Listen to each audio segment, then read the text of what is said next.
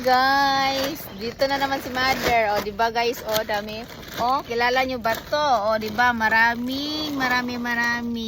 So, ayan, dito lang yan sa aming garden. Oh, ayan. Ang pangalan ani? Basta sa amo kay Sinaw-Sinaw. Oh, ayan guys. After a month, nakapunta na rin kami dito again. Oh, so ayan. Check natin ang iba't ibang mga tanim na wala na kinain sa kambing.